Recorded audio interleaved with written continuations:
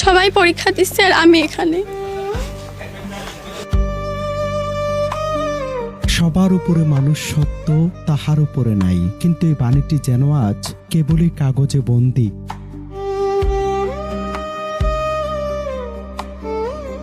মানুষের মতো মানুষ হওয়ার প্রত্যয়ে সবার মতো চলমান এইচএসসি পরীক্ষায় অংশ নেয়ার কথা ছিল নাটোরের লালপুর উপজেলার আব্দুলপুর সরকারি কলেজের ৮ শিক্ষার্থীর, কিন্তু না, তার হলো না।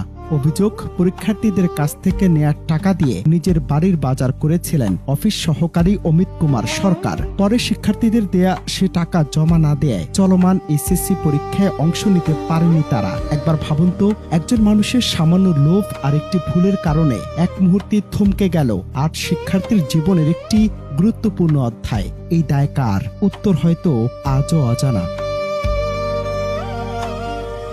এই মুহূর্তে আমার মেয়ে পরীক্ষা দিতে পারছে না। এখানে আমার মেয়ের কি হবে স্যার? আমার মেয়ের পরীক্ষা দেওয়ার ব্যবস্থা করার জন্য স্যারের কাছে আসছিলাম, একটা অভিযোগপত্র দিলাম। এখন স্যার কি করবে সেটা তার ব্যাপার।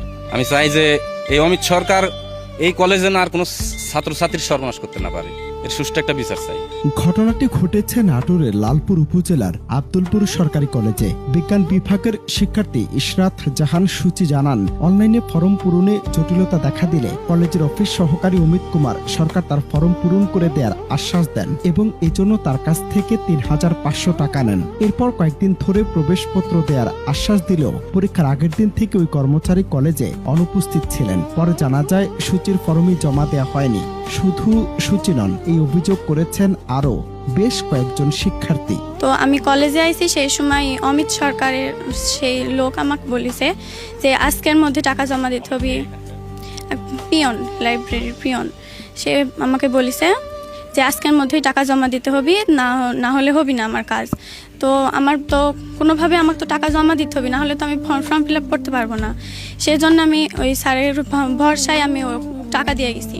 ওই লোক এখন আমার অ্যাডমিট ঠিক করবো বলে রাজশাহী বসে আছে, এখন পর্যন্ত আসেনি। ওর ফোন বন্ধ করে রাখিছে, এখন ওর জন্য আমার পরীক্ষা দেওয়া হচ্ছে না। আমি চাই ও যেন চরম পরিমাণের শাস্তি পায়, যাতে আমার মতন আর কোনো শিক্ষার্থী সে এরকম সর্বনাশ করতে না পারে। এদিকে কলেজ কর্তৃপক্ষ বলছে, চলতি বছর প্রতিষ্ঠানটি থেকে ৩৭১ জন শিক্ষার্থী এইচএসসি পরীক্ষায় অংশগ্রহণ করেছে। কলেজের অধ্যক্ষ মাহমুদুর রহমান জানান, প্রথমে তিনি ধারণা করেছিলেন ইসরাত নিজেই ফর্ম পূরণ করেননি। পরে প্রকৃত ঘটনা জানার পর শিক্ষা বোর্ডের সঙ্গে যোগাযোগ করা হলেও বোর্ডের বিধি অনুযায়ী এবার তাকে পরীক্ষায় অংশগ্রহণ করানো সম্ভব হয়নি। তিনি আরো জানান, অফিস সহকারী অমিত কুমার সরকারের বিরুদ্ধে লিখিত অভিযোগ পাওয়া গেলে বিভাগীয় ব্যবস্থা নেওয়া হবে। এই মেয়েটি ফর্ম পূরণ করেনি, হ্যাঁ, আমাদের কাছে এই তথ্য আছে যে এই মেয়েটি ফর্ম পূরণ করেন। কিন্তু কালকে সকালে যখন আমি কলেজে এসেছি, তখন যে ছেলেটাকে সে টাকা পয়সা দিয়ে ফর্ম পূরণের জন্য আশ্বস্ত হয়েছিল, সে সেটা পারেনি। তখন আমার কাছে সে একটা ডকুমেন্টে স্বাক্ষর চাচ্ছিল। আমি তখনই জানতে পারলাম যে এরকম কিছু শিক্ষার্থী তার কাছে টাকা পয়সা দিয়েছে, তার মধ্যে মেয়েটাও আছে। এই যে কর্মচারী যে এই কাজটা করেছে আমাদের এখানে, যারা তার দ্বারা প্রতারিত হয়েছে, বিশেষ করে মেয়েটা, তারা যদি কোনো লিখিত অভিযোগ দাখিল করে, আমরা অবশ্যই সে কর্মচারীর বিরুদ্ধে বিভাগীয় ব্যবস্থা নেব ইনশাআল্লাহ।